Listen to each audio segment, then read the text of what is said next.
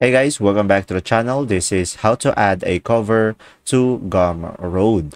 So guys, first thing that you will do is simply go to the Gumroad website and make sure to sign in into your account. And after that, just simply go ahead and click on the products over here on the left side of the screen. And now you should be able to see here all of your products. And now just simply go ahead and select the product that you want to add a cover. So I'm going to select my product over here. And as you can see, we don't have a cover for this one. So just simply click on edit product on the top left corner of the screen. And after that, just simply scroll down and we should be able to see here the cover. And we can just simply click on upload image or video.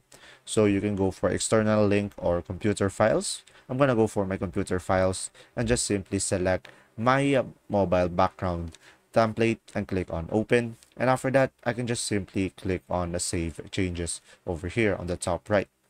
And there you go. If this video was helpful, please like and subscribe, and thanks for watching.